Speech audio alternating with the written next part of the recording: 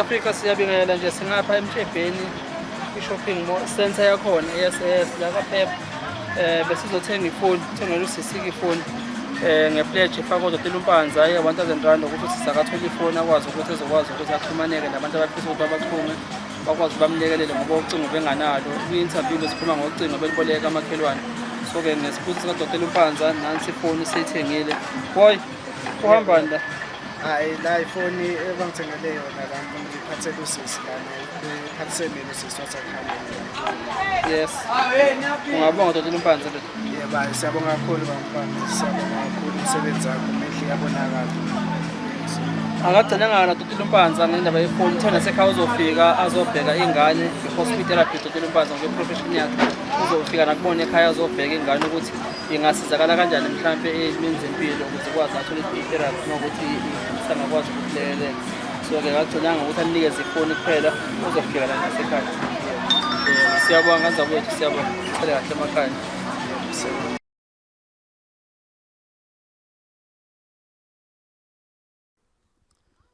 Sanibingelela ngane zakwethu namhlanje sekuntambama nje kuLesibili kumhla ka-30 July 2024 sinibingelela ngapha futhi eNanda endaweni yase-Afrika namhlanje ke besiyenza ingosi ethe ujwayelekile okhosini ezweni sakhile la khona sisuke sibheka inkinga zabantu ezweni jikelele kulaba suke besithinta besibikela nathi njengenhlangano ethuleleni namhlanje besenza udaba ke lomndeni wala ekhaya esabiza ukuthi asisobwa nathi isimanga esila ekhaya sokuthi kuhlela abantu kule ndlu le eniyibonayo siyabonga ke ngane zakwethu ngoba baningi abantu abathintekile okhosini emva kokuthi bezolulu daba esilenza namhlanje bacela ke ukuthi abane sandla abangakwazi ukuthi baphosileke sivivaneni ngane zakwethu sagcina sibe nemali ewu21000 last time ngichecka emini kwase ukuthi ke bakhona ke naba bepledge babonjilo baseza baseke bedecide ke neteam siqhemeza benomroza lapha nakhosini ukuthi wali sisalindile ngoba nenkosi bithe izoza ngapha lokushona befikile uma eqedwe imhlangano yakhe but asibe sibathengela ukudla kanye nefoni donate uDokotela uMpanza ngemali 1000 rand ukuthi sisathola ifoni sibe sibathengela ukudla nabakudingayo ukuze wali besalinde usizo kube kodwa kube khona ke ngasethunjini sesiya sibuye namhlanje ke igrocer iyona yonke le esithengile namhlanje siqale lapha nje kaBoxer khona thu esemtshebheni sathenga ngo3264 rand lathi lithi ijongo besihamba nalo ndodana wakho mama ama-pampers lapha nawe ekhe ngathi aka-clicks sahamba ke saka-clicks sayowathenga ke ama-pampers nathi ngisilahla islip sakhona Nkosi abe 1049 rand nanka ama-pampers to size 4 no 5 bese kuba ke iyo le yakaPep yefoni enilo Dokotela uMpanza ekube 1000 rand nasi slip sakhona ijongo ke libuthe labutha lapha kaBoxer labutha opeanut butter no rama mase singaphandle izinto ijonga liphethe jongo le rama kanti uzoyikhuma ngande no mhlawumbe uzoyifaka eParishini noma uphuthwini so kwaphoqa ukuthi funa manje sidla kaShoprite futhi manje ke sicosheke izinkwa nokunye bese kukhohliwe wase siyambuza likhona neketele endlini wathi alikho kanye neayini nakhona basebeya ku-eda ke nokunye akuthenga eShoprite sagcina sifinele kwiprice ebo 737 rand 71 cent sisika Shoprite so ke nazi zonke impahla sesifikile ke ekhaya angiqale ngoba bokweni wesibizile baba Sanibonani mphakathi wakithi wala eNanda kanye neSouth Africa yonke siyabonga kakhulu kumfowethu uthuleleni vele uthuleleni nangabe ubona umakhelwane wakho asenkingeni ungathi umsamaliya lolungileyo angagcini kuleli khaya leliphela ungathi nakule minye imizi isandla singathi kweluleka kunalokho kunye mina ke igama lami nginguSamsoni wakaMthembu ngila kaMpumelelo esibuza ukuthi yaka disability la sidila khona labantu abakhubazekile njengoba la ekhaya nami ngathi inteka ngobe ngingomunye nami okhubazekile kanti futhi ngihlala nabanye abakhubazekile sengiyakwazi ukukhubazeka ukuthi kubuhlungu kangakanani nokuthi kumnandi kangakanani sengisho ukuthi ke ngidlulisa lezi ibongo ezifana nalezi nami angifikanga lapha ngingedwana kodwa ngangithintwe omakhelwane umakhelwane wethu unangidade wethu la engimeceleni kwakhe nguyena owangithinta wathi hayibo kuney'ngane ezikanje lapha ekhaya ikhubazekile leya ngane nithule nithini Mthembu. Athi hayi ngizake ngihambe ngoyibheka ingane nangempela ngazoyibonela ngathola hayi umuzi uyangesabisa ngathi nje kulala iy'lwane angazi ngathi isilwane esifana nani kodwa nje ngethuka impela. Kwathi ngelinye ilanga sengibonana naye umfowethu uThuleleni, hayi baba kukhona into eyikanje nje laphane kunganjani usivakashele. Wase uyafika-ke kubaba uThuleleni sathi kuyikhuluma indaba njengoba indaba nje seyihlanganise umhlaba ngale ndlela efana nalena nami ngisuke ngiyethuka ukuthi hawu kanti kusanabantu abaphila kweSouth Africa, kusanabantu abanoluzwelo, kusanabantu abezwa buhlungu ngalomunye umuntu. Ungathi lobo buhlungu bungagcini kuleli khaya kuphela kodwa lobo buhlungu abundlulele nakwabanye abantu. Ungathi nawe oselapha osengakuboni lokhu ungakuthatheli kude, ungathi wena akukho kuwena nakuwe kuyasondela kuwena. Ngakho-ke ngindlulise ukubonga kakhulu kuye umfowethu nakini nonke ma-South Africans. Siyabonga kakhulu. Inkosi ibe nani, inibusise. Siswami nasekuseni nayizolo besebenzisa ifoni yakho ngoba enganayo ifoni nami sengingathola ukuthi nje ukuthi wena waveza ukuthi kunomntwana okhubazekile ekhaya. Usisi ubani igama? Mina nguNtomngayise waGumede khona la endaweni ngumakhelwane. Usisi lo usefana nosisi wami. Usisi umngane ukona konke sesihlale kakhulu naye. So isimo nje besisibi for isikhathi eside. Sihamba naye sizama sishona ngapha sishona ngapha kungalungi. Ngaze ngakwazi ukuthi ngixhumane nomkhulu ngithola umkhulu uyena-ke owanginika ithemba ukuthi njengoba sengifike kuyena yonke indaba isizolunga-ke until kuze kube namhlanje. Ngiyabonga kakhulu, ngiyababongela kakhulu enikwenzile njengathi ningaphinde nikwenze nakwabanye. Siyabonga sisi ekhaya.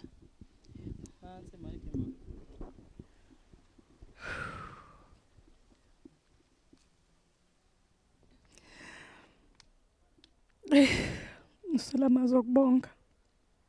uNkulunkulu sezongikhumbula nami. Ngihlale ngikhala. Ngithandaza ukuthi kanti umthandazo wami ayizwakalini. uNkulunkulu namhlanje uhambele la ekhaya kaNcobo.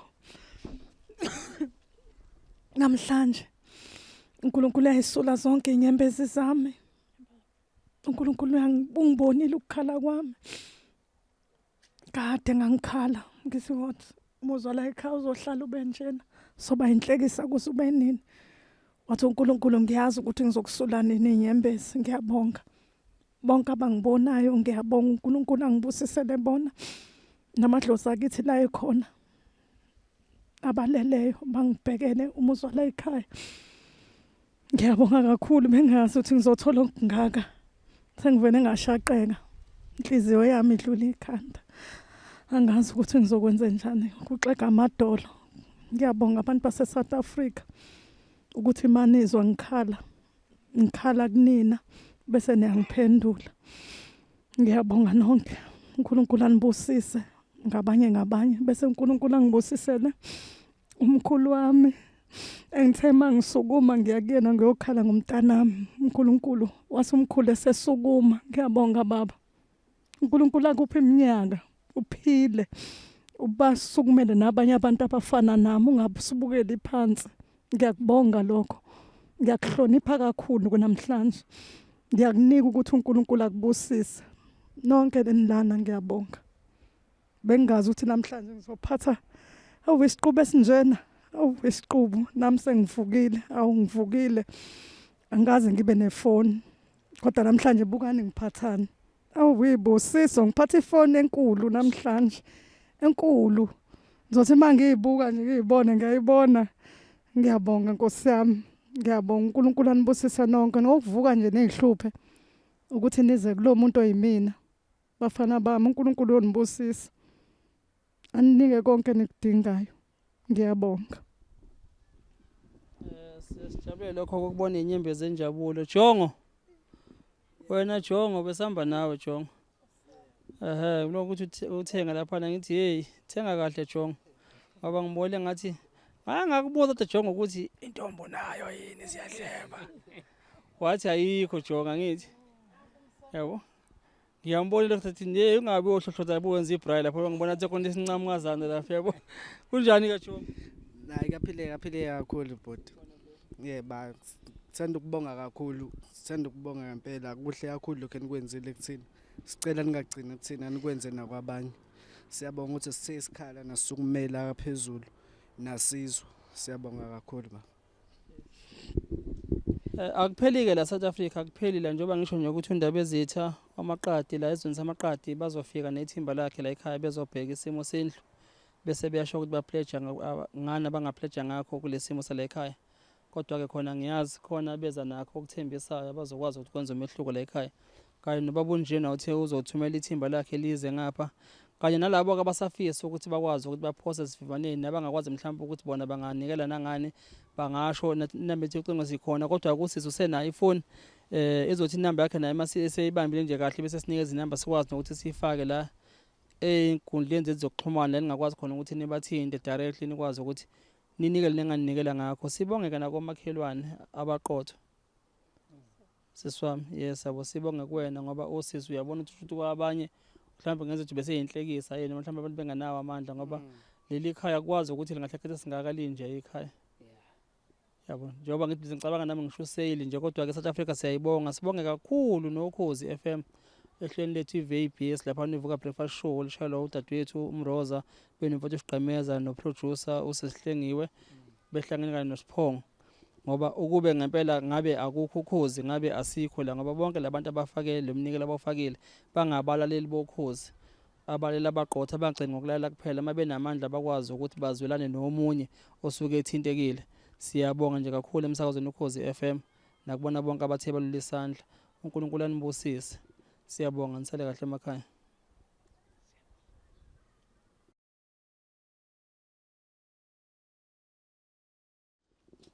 Sesicela ukuvala ngane zakwethu silapha bese khona la ekhaya sizobalethela ke igrosa kulona usizi lonke laba ade belichaza nelizwile. Sesitheke sikhona nje la kwase kwenzeka okungajwayelekile ke usisuke washo ukuthi unesifo sokuwa sibese simvuka ke nje bese nibona imqamelo khona imqamelo lapha lapha ade simlalise khona phansi simvukele ke isifo sokuwa ngathi ujabule kwaze kwaba kakhulu samthinta lesifo sakhe sokuwa okhombisa ukuthi la ekhaya lukhulu usizi la ekhaya ngoba ingane yakhe lephila ngokukhubazeka enye ingane futhi engathi iphila ngokugula ngokwengqondo sekuyena konesifo sokuwa naye esithemba yoko ukuthi ke uNkulunkulu uzobakhumbula la ekhaya naye usesalapheka uma ukuthi lesifo siyalapheka ngoba kuyadabukisa ukuthi uyena umama ubheka ingane lengane yakhe iphila ngokukhubazeka aphinde futhi nabe nesifo sokuwa ukuthi kwenzeka kanjani uma simvuka lesifo ngoba kuthiwa sike simvuke noma ngabe yedwa. Siyacela ukuthi mhlawumbe uNkulunkulu abakhumbule baphile baba sengithukile mina ngikubonayo.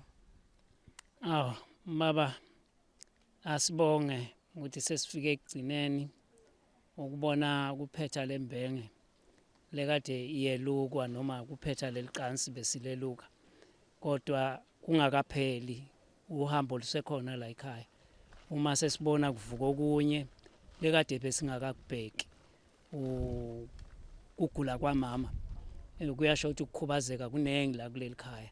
Siyabona ukuthi kuyadinga ukuthi uhulumende nomphakathi hayi ungathi kungaba khona nabodokotela bazokwazi ukuthi bavakashele kule ndawo bazokwazi bahle bambheka angahlali kanjena lo mama ngoba siyabona ukuthi ngelinye ilanga kuzokwenzeka kanti ingane isenkingeni kumbe uphethe namanzi ashisako agcine sekuba khona inkinga leba khona.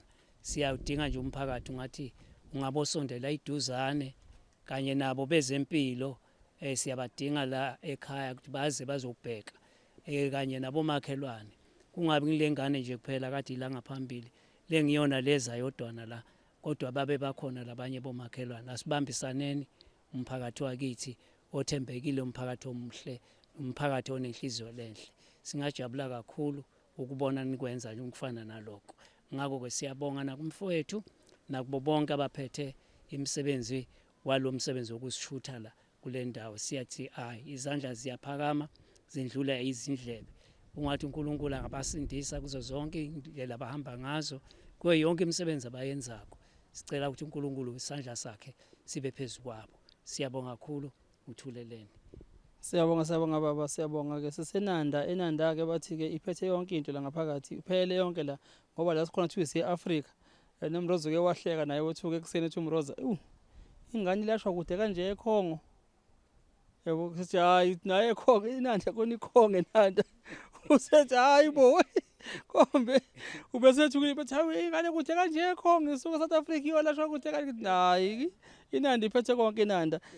Sithembe ukuthi bazophepha la ekhaya ngoba sezena ukuthi namasela ngathi abahlupha la ekhaya kangeni cabanga khona ukunje la ekhaya angena agqekeze behleli hayi ukuthi bengekho emini kababa behleli ngale ngoba indlu inkulu angena khipha intambo la sithemba ukuthi negrocer le awuzwa kamasela uthatha nje igrocer la ekhaya nawo yabo ngoba phela ukudla kwabantu lokho kanje akube nobuntu bakwethu kubantu basenanda akuba nobuntu ukuphila nokwazi ukuthi umuntu mayehluphekile awukwazi ukuthi usungafika uzontsha into yakhe singezwe ukuthi sekusala bangena amasela la izinto lokudla la ekhaya nabo ke bathe bazogada umfethu nangu la ekhaya uthe uzokubheka impela ukudla amasela kangangeni la ekhaya please siyabonga nisale kahle emakhaya ye nogogo kunogogo la una 74 years akekho uyabaleka ngoba lendlu yanyakaza yonke. Ngiyabonga mphakathi, ngiyabonga kakhulu, angazi ngathini. Mkhulu wami, ngiyabonga nonke ningisizile. Kade ngangihamba, ngingazi ukuthi ngizophuma ngibheke ngaphi. Ekugcineni uNkulunkulu umthandazo yami izwakela.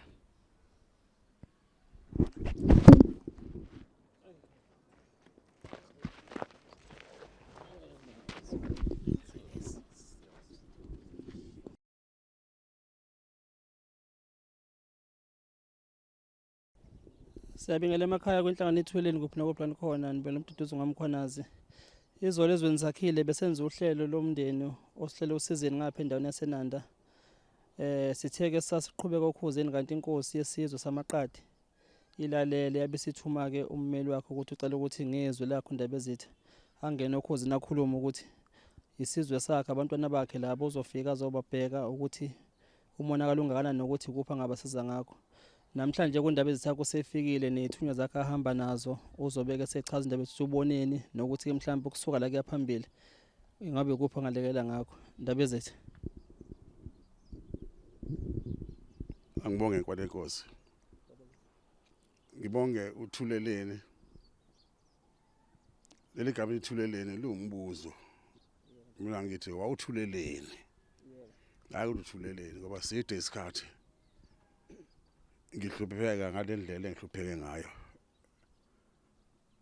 sithi isikhathi ngifelwa abantu emaqadini ngenxa yekhukhula nobene ngithembile kube lokuthiwa ngizolithola usizo ngilungenezwe ingubo neza ama food parcel kana khona abantu abami abahleka kanzima kanjena ngeqala ungena la ekhaya kepha engathi sengufika njalo la ekhaya ngoba ngifuna ukuze kuphele ngifika la ekhaya ukusizakala kwalabantu ngiyele endlini lana ayekho iroof yonke indlu ngangena endlini ngadlula ekwenye indlu eyitoilet ngathothi nakhona la futhi kuyaphekwa futhi ukudla etoilet ngangena endlini ngabona ingane lokho yakhala nje yakhala nini ngane lena nomizalo ayini ikhubazekile nginomama wayo la eduze kwami la ngaleceleni kwami uma wayo leyo ngane thuleleni siyakubonga uzosilekelela kodwa ke nami la njengenkosi yamaqadi ngoba la sikhuluma khona kusemaqadini la noma ngade senanda kodwa inanda isigodi sami sasemaqadini kuthiwa inanda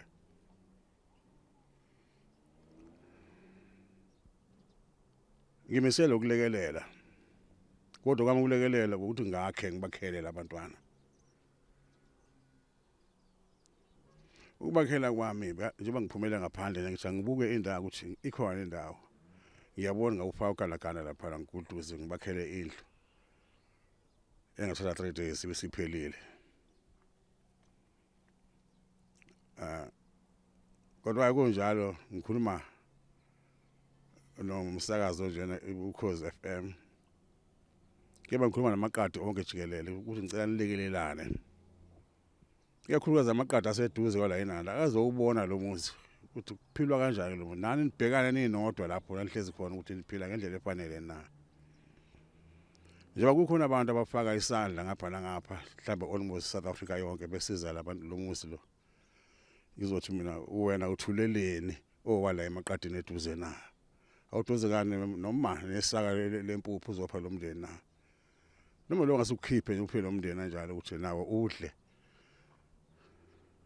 baphile njengabantu bonke lana eduze kwami nje bangimile nje ngine inkampani esebenzayo emaqadini esiza abantu ngezindlu ngine trust yesizwe samaqadi ebizwa ukuthi umqhawe trust la eduze kwami nginomnumzane uJacob Nzuza ozokachaza ukuthi laba nomzana abalana eduze kwami abazongakhela lo muzi lona ngokukhulu ukusheshsha bangobani amagama abo Jacob. Angibonge inkosi yesizwe angibonge Ndabezitha la duze kwami ngino Mr Shone okuyena omele inkampani esithema sikhuluma nayo njenge trust yesizwe yakhombisa ukuthi no leli khwele inkosi elizayo yasabela uMr ne inkampani yakhe uKampara Group uzosichazela ukuthi yini azoyenzela lo muzi ngokusheshsha ngokubona kwakhe kodwa ke okunye ke engithe siyakuthola ukuthi lo mntwana okhubazekile akanayo wheelchair ubaba uZulu uyi administrator trust uzoxhumana nezinhlaka ezithize ukuze lo mntwana naye athole iwheelchair ngaphandle ukuchitha isikhathi utholileni simbonge futhi naye ngomsebenzi awumngaka wenzayo awenzela umphakathi nesizwe sonke. Mr. Ne, can I hand over to you? Before you hand over anything, Thuleleni ngicela ukuthethisa futhi. Ngo-2022 ngafelwa abantu abaningi emaqadini. Ngo-2022 nginomuntu owafayo hamba nomfula ngekhukhula. Lo muntu namhlanje osemakhazeni. Sona ngo-2022 namanje lo mndeni usaletha amakhandlela. Angikhuluma uqala ngisho umkhandlo wethe angawutshela umkhandlo wethe phakathi City Hall ngikhuluma nabo ukuthi ibumlana ingane ingcwatshwe ngisale nikhuluma indaba zenu zo DNA kuthiwa khona into enkulu emhlabeni ekuthiwa DNA lo DNA le whenever I ask you a question what does D stands for uhluleka ungitshela N stands for uhluleka ungitshela abekho abangiphendula ecacela manje ingane lena esemakhazeni lokhu yangena ngo-2022 yayifunda e-high school eDabeka High School yamuka nomfula umzingi yathi hamba njalo ungena kumke Nanda Dam angazi yaphile lapho noma bayithole eBlue Lagoon yena ngazi kodwa lokho ke Thuleleni ngithi angisho Thuleleni ngithi wawuthuleleni ngingakwazi ucashelele sonke lesikhathi esingaka na ngicela nje base nifikile nonke bantwana beindaba ningilekelele emaqadini nize kumina ngonazisa konke okuzinkinga zasemaqadini ikakhulukazi kwinhlalo onhle yabantu bendawo abantu abahleli kahle hle kwakhona la ngikhona la phela ngisazobuya ngizela ngizokhuluma nenduna namadoda alala ngibuza ukuthi kwakhiwe kahle yini ngoba naleyanto ngiyibona endle ukuthi engabeka amatshe kanje ngaphezulu indlu ngithanda leyanto lana kulinga sokulungisa la akona mhlambe sesithi sizulu kupha kwenye indlu kuvuka kwenye sizokwakhela le ndlu nje bonke labantu sizothanda ukubasiza bonke abantu abakhele wena bangahlali endaweni enjengalezi ngiyehla la ngezala bengihambe ngiyiwa la akuhambeki la negceke lakho alikho kuningi ongekuhle lekhaya kodwa akusemqoka ukuthi sibheke lezi ngane ohlala nazo ngoba uthi lo mama lona kulelo kuhlala abantu bawu8 abantu abawu8 bahlala kule ndlu abanye bavuka bayesikoleni abanye bavuka bayemisebenzini bageza phi nini labo bantu kodwa ke Thuleleni ngicela inyembezi zami zingaweli phansi abasizakala labantu bami bonke yakhulaze ngujahile nomndeni usizakala kakhulu umndeni ngoba sizwavela obala ngiyabonga. It's just said you've got something to say about your this and that and that and that. Thank you so much, Nkosi. Thank you so much, Nkosi, and everybody present. Thank you for this opportunity to be part of the social responsibility we as human beings and we as privileged citizens have to have a home behind these walls lays a child that is disabled. And being in the sector of housing and a passion, and us as Kampara, passion about housing the needy and the disaster, and being in the space of disaster and emergency housing as a company, I, Sean Nair, therefore pledge to Nkosi to assist this family with an emergency house immediately, on the basis of there's a child that needs to be housed in a proper sheltered home. So I think as a pledge to the Kadi region and Inanda, we as Kampara are going to come through. I therefore also pledge that other businesses and other people that can see this will also be able to put together to assist this family that is so much in need. A house, they don't even have a roof over their head, leave alone anything else. So as Kampara, as a responsible private sector, we would therefore pledge, and we are therefore going to assist in all means to make sure that this house is done within the next 2 to 3 days. Thank you so much.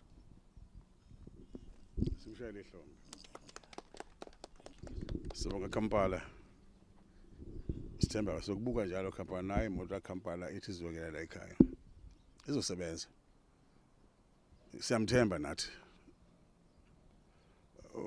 Abahamba aqashwe mina ngingabona ungeze bekhuluma isingisi nje. Abangamaqadi la abakhuluma isingisi. Sometimes they do speak Zulu. Kunjani? Yaphila mfowethu yabo. Ukabala ko Kampala. Unena manga ngiyabonga. Wona ngumeli. Mele. Ngicela usibalele. Ndabezitha ngikhuleke kuNdabezitha ngikhulele esizweni samaqadi. Naku zonke ihamele ekhona. Naku umama lo esize kuyena la. Ngithi sibonile sinondabezitha ukuthi ubhlungu obulanga phakathi bume kanjani.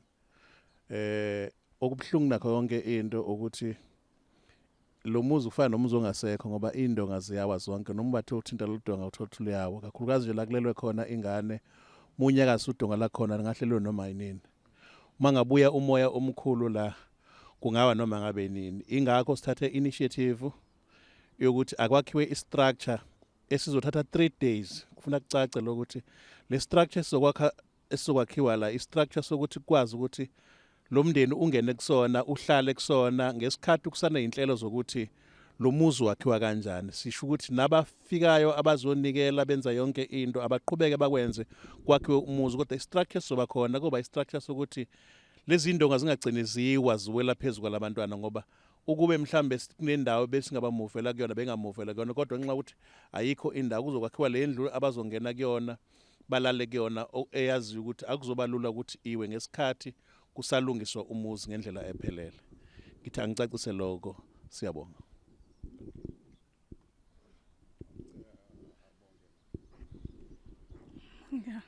Ngiyabonga. Ngisola amagama.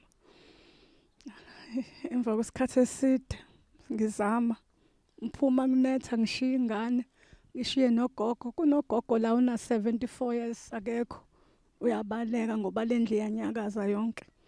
Ngiyabonga mphakathi, ngiyabonga kakhulu angazi ngathini.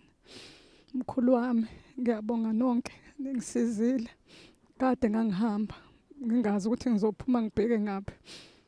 Egcineni uNkulunkulu umthandazo yami izwakela.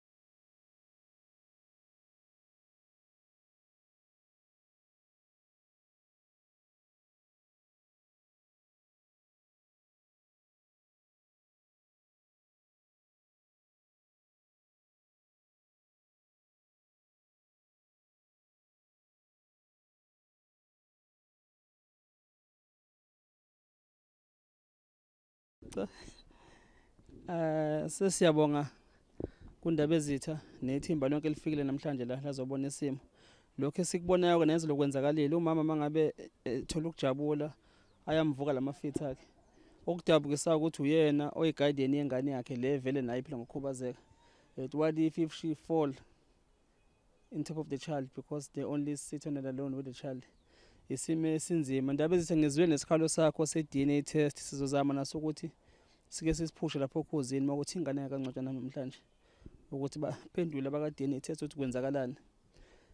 Ziningi intandane zakho Nkosi la kule ndawo eyikhalayo la kuthuleleni ngale nje ebuhleni eMatabetulu kunengane nje yazi yaphuma odesa ngomzimba ziyintandane ukuze izokwazi ukuthi wendle ingane zakubo yafika athola igciwane kwaba buhlungu mangabe isibizele ekhaya izobreaka kuyifamily ukuthi lokudle benikudle bengidesa ngomzimba zenikwazi idlala endlini abanakhaya umalume uyabaxosha ekhaya ikhaya labo kodwa usizo likhona la emaqadini sematabetulu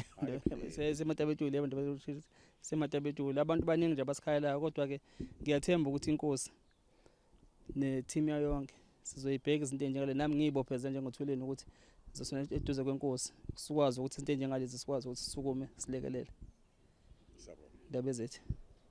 Thank you.